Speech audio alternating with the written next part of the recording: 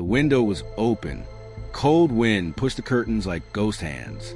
The crib was empty, and stared at the small blanket, still shaped like her baby's body, but with no baby inside. Her breath broke into short, sharp sounds. "Charlie," she whispered, as if the tiny boy could answer from the shadows. Down the hall, a floorboard creaked. Outside, branches scratched the glass. Somewhere close, a dog barked once and then went silent. Colonel Charles Lindbergh ran in, face pale, jaw tight. He looked from the crib to the open window, to the scuffed sill. A muddy print marked the white paint. A rough wooden ladder leaned outside against the wall. One rung split. On the windowsill lay a folded piece of paper with shaky letters on the envelope. No one touched it yet. No one even breathed normal. The room felt like the world had stopped.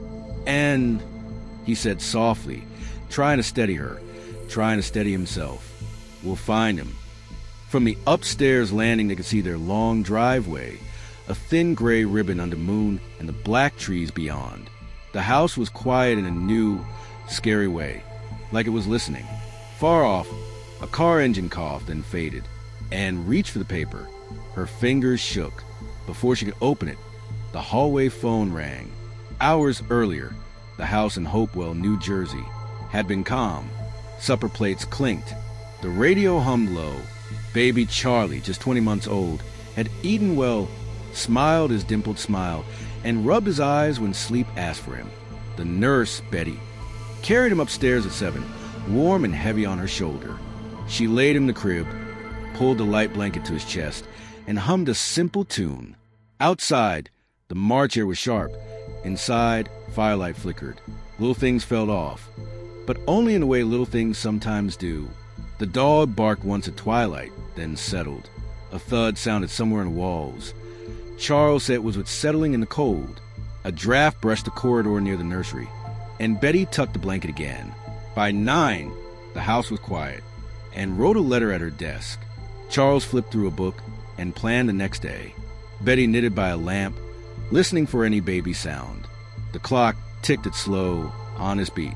At 9:30, Betty went to peek in. She paused at the nursery door, adjusted the shade, and smiled at the peaceful shape under the blanket. She tiptoed back to her chair, relieved. At 10, she checked again. This time, something pulled at her, maybe the curtain, maybe the air. She stepped closer and saw the empty space where a small body should be. Her cry brought everyone running, and froze, hands to her mouth. Charles scanned the room like a pilot scanning the sky. Fast, exact, hopeful, afraid. He noticed the marks on the sill, the smudge on the floor, the paper. He noticed the ladder outside, and the dirt smears on the wall below the window. He told Betty to go downstairs, to breathe, to wait by the phone. He told, and we will do this right. We will do everything. Neighbors arrived with coats thrown over pajamas. Flashlights swung in the dark like small moons. They spread across the lawn, calling the baby's name even though they knew he would not answer.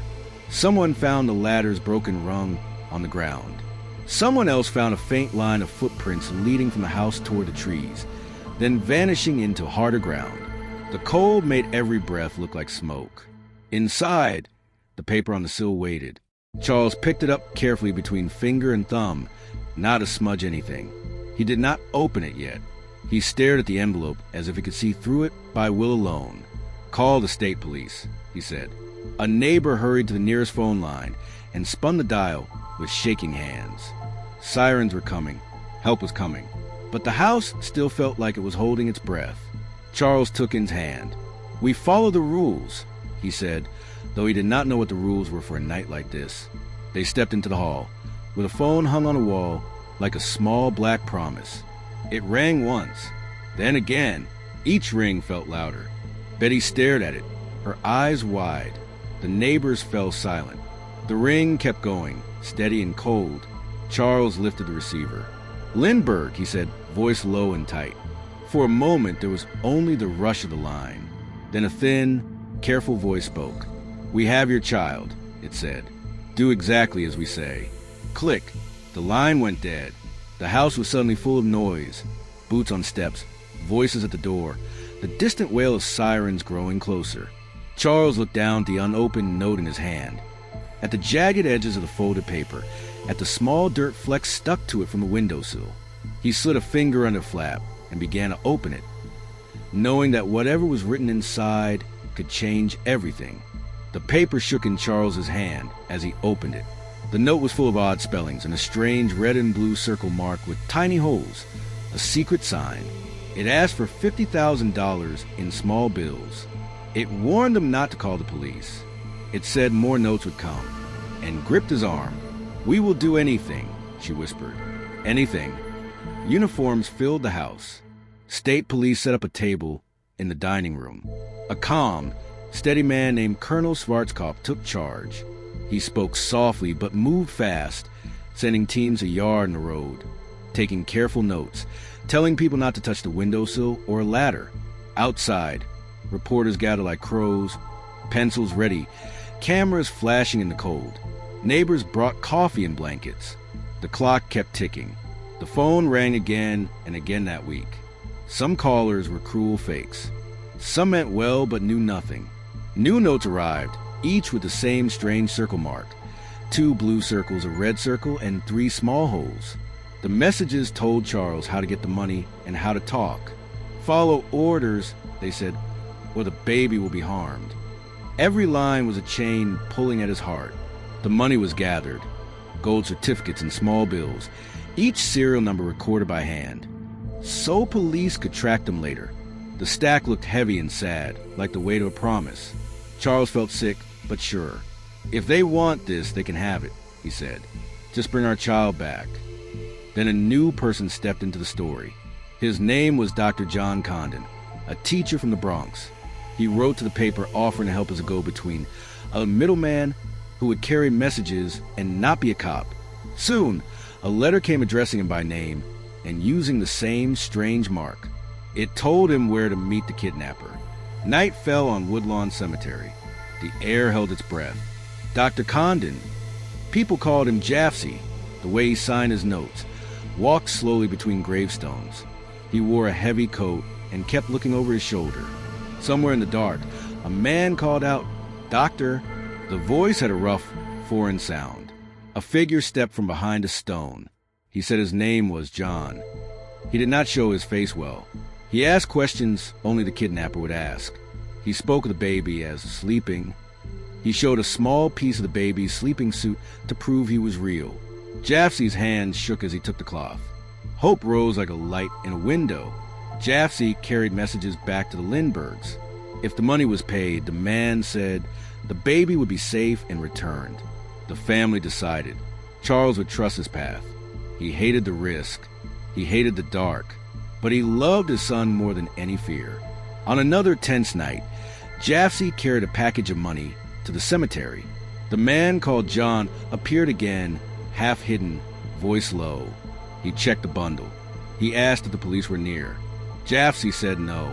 The man gave him a note with directions. The child is on the boat, Nellie. It read in bad spelling. The boat would be tied near Martha's vineyard. The baby would be safe there. Go now, the man said, melting back into the night. Jafsy hurried out with the directions. He drove them straight to Charles, who was waiting with maps and men. The room filled with sharp, hopeful voices. "A boat," someone said. "We'll find it." Charles leaned over the paper, reading every line, every odd spell, and stood by the door, hands pressed together, eyes bright with a hope she hardly dared to feel. Could it be this simple at last? Pay the money, follow the map, and hold their child again? Boats were readied. Engines coughed to life. Searchlights cut white paths across black water. The March wind slapped waves into the hulls, but no one cared. Men in heavy coats scanned the dark for a name painted on a wooden side. Nellie. Up and down the coast they searched, from dock to dock, from inlet to inlet. Hours passed. Questions grew. The wind rose. A low fog rolled in, soft and mean. It blurred the shorelines and hid quiet coves. The search crews called each other over the radio. Nothing here. Try the next slip. Check again. Charles, waiting on shore with the phone in his hand, listened for the shout he longed to hear. He pictured a small boy asleep under a blanket on a boat, warm and safe and ready to come home. Dawn bled into the gray sky. The radios crackled one last time. "No boat named Nellie," a tired voice said.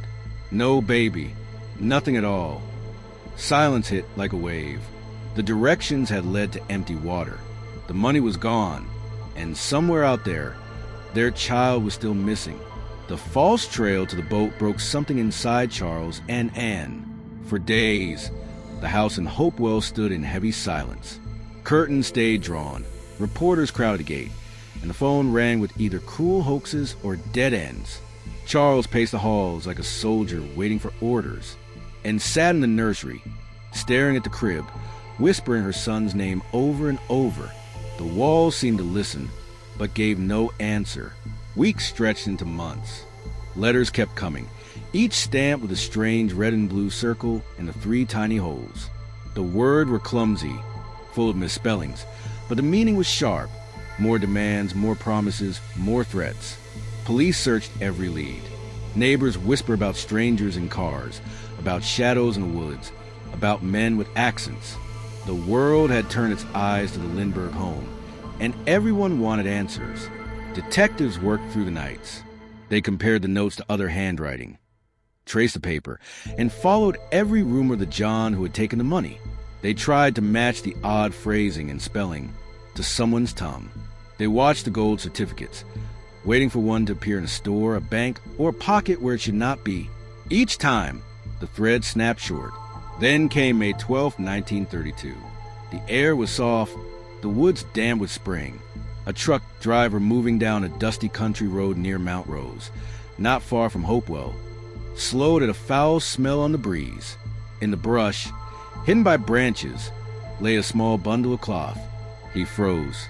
At first, he thought it was just rags, but as he stepped closer, his stomach turned.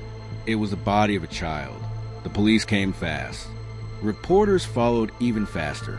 The ground was soft and the air thick with grief.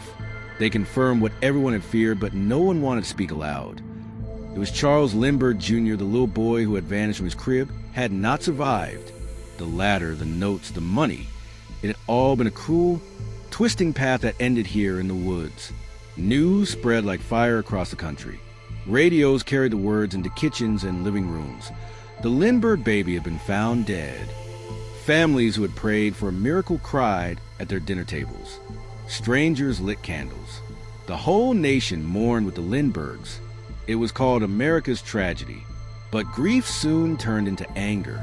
Who could have done such a thing? Who had tricked, stolen, lied, and left a family broken and a nation trembling? Charles and Anne buried their son in private, far from the flashbulbs and shouts of reporters. Charles's jaw hardened. "We will not stop," he said quietly. "We will find him." Police redoubled their work. They studied the ransom notes again, the strange handwriting, the uneven letters. They watched the gold certificates. Then, slowly, one clue surfaced. In September 1934, a man in the Bronx used one of those marked bills at a gas station. The attendant noticed the odd gold certificate and wrote down the license plate. That plate led straight to a carpenter named Bruno Richard Hauptmann. When police searched his garage, they found more ransom bills hidden in a box. They found wood in his attic that matched the exact cut and grain of the ladder left at the Lindbergh house. The handwriting expert said the ransom notes matched his hand. The pieces of the puzzle, long scattered, began to lock together. Bruno Hauptmann was arrested, dragged into a storm of reporters and flashing cameras. The trial that followed was called the Trial of the Century. People lined up outside the courthouse, desperate to hear every detail. Witnesses spoke of the cemetery meetings. Experts showed the ladderwood. The ransom notes were read aloud, their strange words echoing through the room. And at the center sat Hauptmann, a silent man with sharp eyes, accused of America's most shocking crime. The jury leaned forward as each piece of evidence stacked higher. The crowd outside shouted for justice. Inside, the Lindberghs sat stiff and still, their faces pale under the weight of it all. The world wanted an ending. The nation wanted to believe someone would pay for what had been done. The verdict came down heavy and final. Guilty. Hauptmann was sentenced to death. Some cheered, some whispered doubt. But for Charles and Anne, no verdict could undo the empty crib, the open window, the broken rung of the ladder. The Lindbergh kidnapping was over in the court's eyes, but the shadows of that night never left. The ransom notes, the strange voice in the cemetery, the empty boat named Nellie, all of it still lingers in history, a story that gripped America and became known as its most shocking crime.